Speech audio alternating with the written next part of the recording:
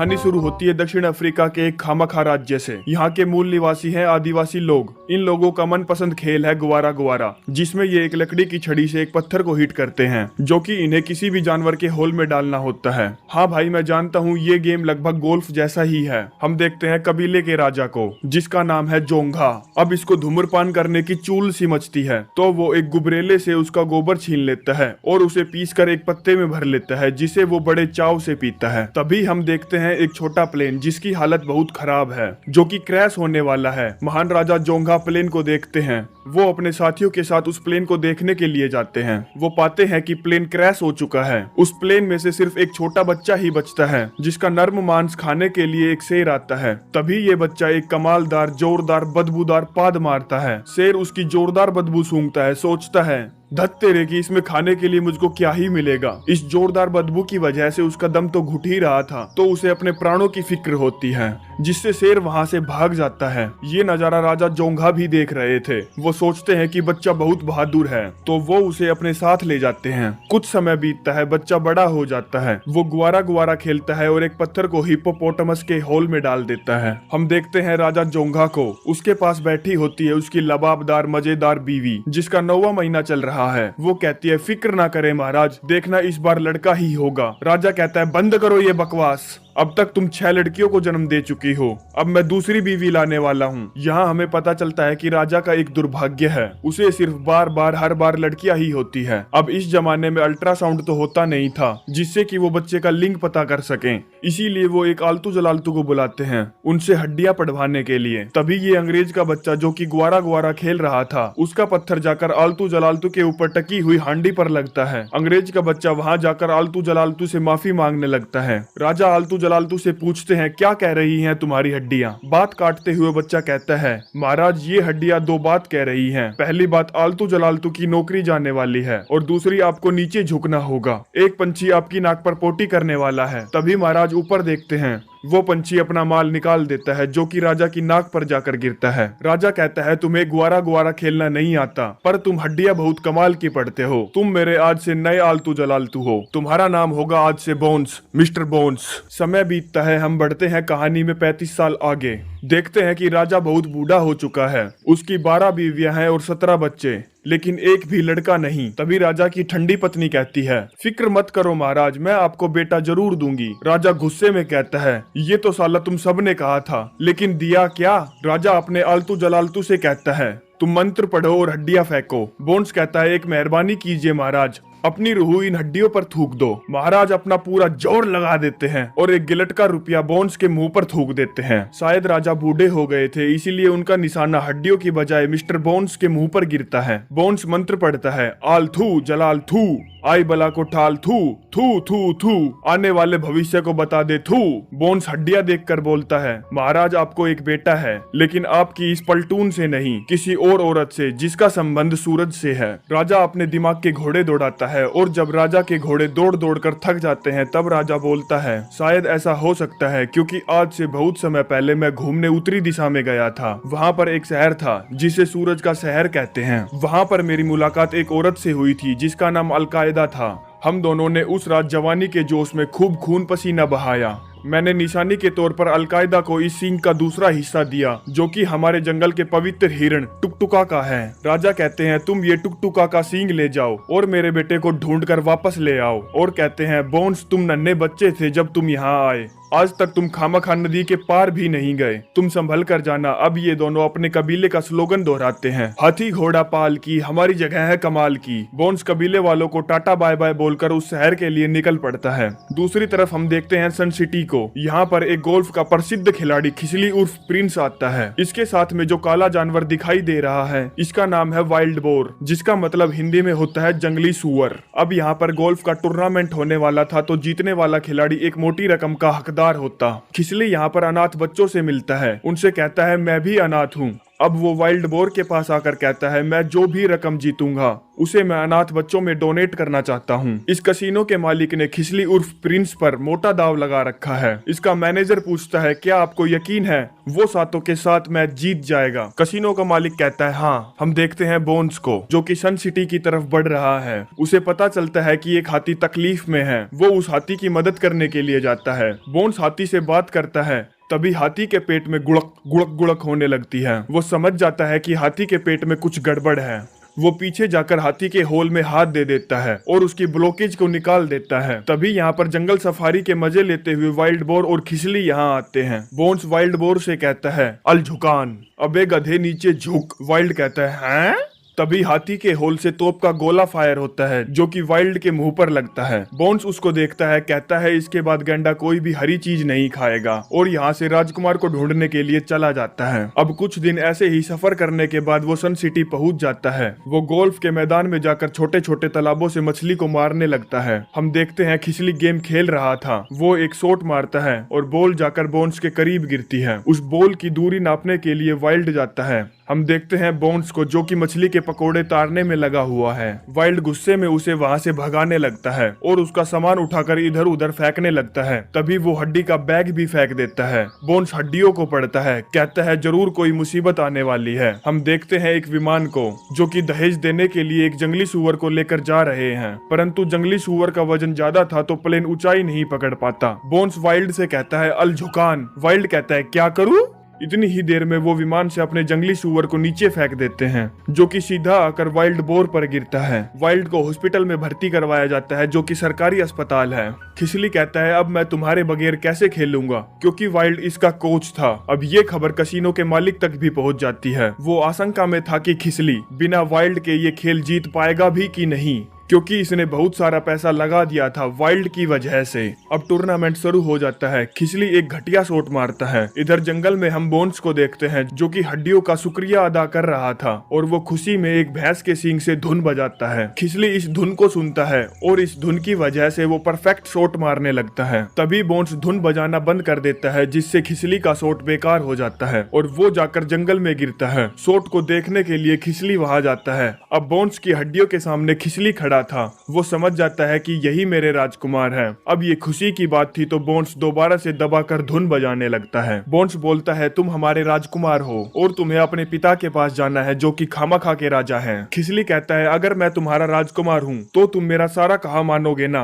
Bones कहता है, जी हजूर। खिसली कहता है, तो तुम मेरे खेलने तक यही धुन लगातार बजाओगे। अब ये दोनों गोल्फ के मैदान में आ जाते हैं, जिन्हें टीवी पर देखकर वाइल्ड का खून खोल उठता है। खिसली उर्फ प्रिंस कहता है, बजाओ, लेकिन बोन्स को कुछ और ही सुनाई देता है। वो अपने सींग को खिसली के सर पर देकर मारता है, जिससे सींग टूट जाता है। अब वो टूटे हुए सींग को बजाता है, जिससे खिसली का शॉट और ज्यादा खराब हो जाता है। बोन्स कहता है, मेरे पास एक तरीका और है। खिसली पूछता है, कौन सा? वो कहता है, नल्ला भाई, जो कि इन आदिवासियों का गुआरा गुआरा खेलने का डंडा है। बोन्स नल्ला भाई को इसके नल्ले अखरोटों पर देकर मारता है, जिससे इसके अखरोट झड़ने ही वाले थे। अब नल्ला भाई की वजह से खिसली अच्छा शॉट मारने लगता है, जिससे वो जीत के बहुत करीब पहुंच जाता है। खिसली को अब लंबा शॉट मारना था तो वो बोन्स को दूसरी तरफ सफेद झंडे के पास भेज देता है। अब बोन्स बॉल को होल में जाने से पहले ही उठा लेता है। कहता है, राजकुमार, हमें यहाँ पर बहुत समय हो गया है, हमें अपने खामखा राज्य वापस लौटना चाहिए। ये देखकर खिसली के अखरोट खिसक जाते हैं।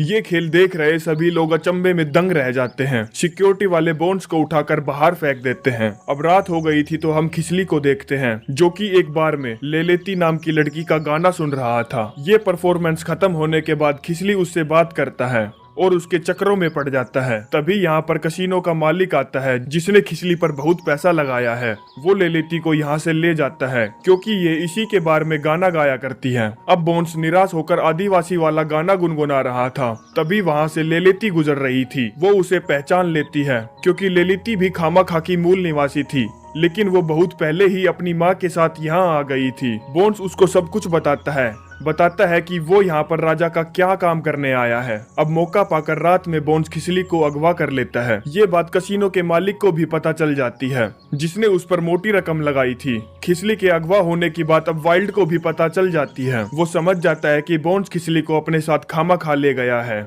क्योंकि उसने राजकुमार को खामा ले जाने की बात वाइल्ड को बताई थी। तो वाइल्ड खिसली को ढूंढने के लिए सरकारी अस्पताल से भाग जाता है। हम लेलेती और उसकी माँ को देखते हैं और ये भी खामा के लिए आगे बढ़ रहे होते हैं, मगर इनकी गाड़ी दलदल में धंस जाती है। अब ये पैदल ही अपना सफर तय करते हैं। हम देखते हैं बोन्स और खिसली को। बोन्स कहता है, राजकुमार आप अपने आप से और अपनी जिम्मेदारियों से इस तरह भाग नहीं सकते। खामा के राजा आपके पिता हैं और वो आपसे बहुत प्यार करते हैं। खिसली कहता है, मुझसे? बोन्स कहता है, हाँ राजकुमार, वो आपको आपके पैदा होने से पहले से ही प्यार करते हैं, जब आप अपनी माँ के नहीं अपने पिता के अंदर थे। बोन्स उसे छोटे पवित्र हिरन टुकटुका का सींग दिखाता है। कहता है, इस हिरन ने तुम्हारे पिता की जान बचाई थी। वो बहुत पहले सन सिटी घूमने आए थे, तब उनकी मुलाकात तुम्हारी माँ से हुई थी जिससे तुम पैदा हुए। ये सब सुनकर उसको कुछ कुछ समझ में आने लगता है। अब ये सींग बोन्स खिसली को पहना देता है। रास्ते में ही इन्हें लेलिटी भी मिल जाती है। दूसरी तरफ हम वाइल्ड को देखते हैं, जो कि इन लोगों से खामा जाने का रास्ता पूछता है। हम देखते हैं बोन्स लेलिटी और खिसली को लेकर अपने राज्य पहुंच चुका है। यहाँ पर धूम धड़ाके से इनके पधारने की खुशियां मनाई जाती हैं।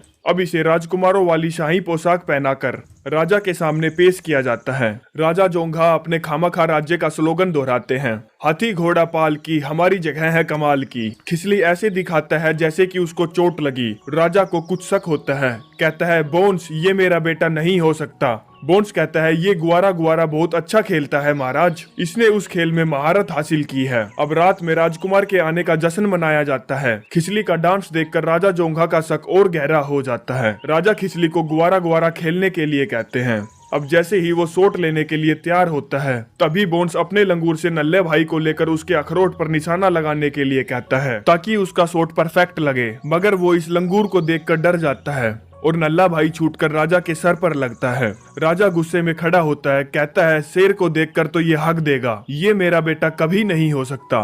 राजा बोन्स पर भी गुस्सा होते हैं। कहते हैं, तुम किस नल्ले को उठा लाए मेरे पास? मैं कल अपने पूर्वजों की पहाड़ी पर जाकर अपनी जान दे दूंगा। बोन्स खिसली के गले से पवित्र हिरण का सींग ले लेता है और यहाँ से जाने के लिए बोलता है। अगले दिन राजा को पहाड़ी की ओर ले जाया जाता है। तभी यहाँ पर कसीनो का मालिक आ जाता है, जिसने खिसली पर बहुत सारा पैसा लगाया था। वो इन दोनों को जंगल में देख लेता है। वो खिसली को अपने साथी के साथ हेलीकॉप्टर से जाने के लिए बोलता है, ताकि वो जल्दी जाकर गोल्फ खेल सके। कसीनो का मालिक लेलिटी को मारने की कोशिश करता है, क्योंकि वो उसके कसीनो में गाया करती थी और अब वो किसी के साथ गुलछर्रे उड़ा रही थी। वो इसके हाथ से छूटकर भागने की कोशिश करती है, लेकिन इससे गलती से गोली चल जाती है, जिसकी आवाज सुनकर खिसली को शक हो जाता है। वो उसे बचाने के लिए आगे बढ़ता है। वो देखता है कि कसीनो के मालिक ने उसे एक पेड़ के साथ बांध दिया है। लेलिटी को खाने के लिए एक शेर उसके आगे आ जाता है। खिसली के पास नल्ला भाई था, तो उसको थोड़ी हिम्मत मिलती है। वो उल जलूल हरकतें करके उस शेर को वहाँ से उसकी गुफा में भगा देता है। ये सारा नजारा राजा दूर से देख रहे थे। बोन्स राजा से कहता है, महाराज ये आप ही का सुपुत्र है। ये कितना दिलदार आदमी है, इसने शेर को उसकी गुफा में ताड़ दिया। ये देखकर राजा बहुत खुश होता है। अब दूसरी तरफ हम वाइल्ड को देखते हैं, जो कि खामखा की तरफ आगे बढ़ रहा था। तभी वहाँ से कसीनो के मालिक का हेलीकॉप्टर गुजरता है, जिसके नीचे एक रस्सी लगी हुई थी, जो कि जाकर वाइल्ड की बेल्ट में अटक जाती है, जिससे वाइल्ड भी अब उस हेलीकॉप्टर के साथ हवा में उड़ने लगता है। और ये नजारा ये लोग भी देख रहे थे। अब वाइल्ड एक जगह गैंडे के होल से टकराकर उस रस्सी से छूट जाता है। बोन्स वही मदहोश कर देने वाली धुन बजाता है, जिससे एक हाथी उस रस्सी को अपनी सूंड से पकड़ लेता है। वो हेलीकॉप्टर का बवंडर बना देता है, जिससे सभी लोग हेलीकॉप्टर से बाहर गिर जाते हैं। अब वो हेलीकॉप्टर को छोड़ देता है, जिससे हेलीकॉप्टर जाकर ब्लास्ट हो जाता है। अब खिसली को लेकर सभी लोग खुशी खुशी वापस आ जाते हैं। राजा कहता है, तुम अपने मन की बात सभी को बताओ। कहता है, खामखा राज्य के लोगों, आज मैं पहली बार अपने आप को जान पाया हूँ। मैं आप सभी का शुक्रगुजार हूँ। मैं राजा का शुक्रगुजार हूँ, जिसने मुझको इतना काबिल बनाया। वो है मेरा दोस्त बोन्स। अगर मेरी तकदीर में आप लोगों का महाराज बनना लिखा है, तो मेरे लिए ये फक्र की बात है। पर मुझे अभी सन सिटी वापस जाकर गोल्फ खेलना है। ये बात सुनकर राजा को फिर से गुस्सा आ जाता है। वो बोन्स से कहता है कि मुझे फिर से शक है कि ये मेरा पुत्र है कि नहीं, और हड्डियां पढ़ने के लिए कहता है। हम देखते हैं इन दोनों गधों को। इनके बीच में उस जंगली सुअर को लेकर झगड़ा होता है, जिसे वो दहेज में लेकर जा रहे थे, और ये बुढ़ा गुस्से में इस दूसरे आदमी को प्लेन से नीचे फेंक देता है, जो कि जाकर सीधा पहाड़ी के ऊपर वाइल्ड पर गिरता है। अब जैसे ही बोन्स हड्डियां फेंकता है, वाइल्ड पहाड़ी से लुढ़कता हुआ सीधा हड्डियों के सामने प्रकट होता है, जिससे वाइल्ड का ये चमकदार लॉकेट खुल जाता है। हम देखते हैं इसके अंदर राजा का दिया हुआ हिरण का दूसरा सींग है और साथ में वाइल्ड की मदर की एक फोटो भी है। ये सींग देखकर राजा वाइल्ड से पूछता है ये तुमको किसने दिया। वाइल्ड बोलता है स्वर्ग सिधारने से पहले मेरी माँ ने मुझको दिया। राजा बोलता है अलकायदा ने दिया। वाइल्ड कहता है हाँ, मेरी माँ का नाम अलकायदा है, पर तुम उन्हें कैसे जानते हो। राजा खुशी से खिलखिलाते हुए बोलता है तुम ही मेरे बेटे हो और तुम ही अब से खामखा राज्य के उत्तराधिकारी हो। ये सुनकर वाइल्ड को जोर का झटका लगता है और उसे खुशी भी होती है। अब वाइल्ड खिसली से भी गले मिलता है। खिसली उससे कहता है मैं चाहता हूँ कि तुम यहाँ रहकर इन सभी लोगों की देखभाल करो क्योंकि तुम यहाँ के राजकुमार हो। वाइल्ड खिसली की बात मान जाता है। दूसरी तरफ हम देखते हैं सन सिटी को। टूर्नामेंट खत्म होने ही वाला था तभी यहाँ पर खिसली आ जाता है। वो नल्ले भाई से बॉल को हिट करता है जिससे बॉल सीधा जाकर होल में घुस जाती है। कहानी शिफ्ट होती है 6 महीने बाद। अब एक और टूर्नामेंट में खिसली हिस्सा लेता है। दूसरी तरफ हम खामखा राज्य देखते हैं जहां पर वाइल्ड ने एयरटेल की छतरी लगवा ली है। वो टीवी में सभी आदिवासियों को खिसली का खेल दिखा रहा है। सभी लोग बिल्कुल शांत बैठकर पूरी गौर से गेम देख रहे हैं। वाइल्ड जो कि खिसली का ट्रेनर था वो फोन पर सारी खबरें सारे तरीके खिसली को अपडेट करता है। बोन्स कहता है नल्ले भाई को याद करो और वो घबरा कर इधर उधर देखने लगता है और कैमरे की तरफ देखकर बोन्स को थैंक्स बोलता है। अब वो एक शॉट मारता है जिसे सभी लोग बड़ी गौर से देखते हैं, पर बॉल होल में जाने से पहले रुक जाती है। ये देखकर सभी की सांसें फूल जाती है, जैसे भाग मिल्खा भाग में लास्ट वाली रेस देखकर सभी की सांसें फूल गई थी। तभी बोन्स उठकर नल्ले भाई से टीवी को हिलाता है जिससे बॉल होल में घुस जाती है और ये देखकर सभी लोग खुश हो जाते हैं। तभी राजा की ठंडी पत्नी को बच्चा होता है। बोन्स कहता है महाराज लड़का हुआ है। ये सुनकर राजा चौंक कर बोलते हैं लड़का हुआ है। राजा कहते हैं दिखाओ मुझे। राजा बच्चा देखकर दंग रह जाते हैं क्योंकि उसके काले जादू से सफेद जादू कैसे पैदा हुआ। बोन्स कहता है मैंने जो किया वो आपकी खातिर किया महाराज। ये सब मैंने राजकुमार के मिलने से पहले किया था क्योंकि उस समय आपका कोई पुत्र नहीं था। राजा कुछ समय सोच विचार में डूबा रहा और फिर खुशी से लहरा उठता है जिससे ये सभी लोग भी खुश हो जाते हैं। इसी के साथ ये कहानी यहीं पर समाप्त हो जाती है। ये मूवी बेशक से पुरानी थी पर ये कहानी थारे भाई का दिल छू गई क्योंकि अच्छी फिल्म देखे हुए अब एक जमाना सा हो गया था। तो चलते हैं, मिलते हैं नेक्स्ट वीडियो में। धन्यवाद। हाँ, रुको 1 मिनट रुको जरा। वीडियो पसंद आई तो कमेंट जरूर करना। धन्यवाद।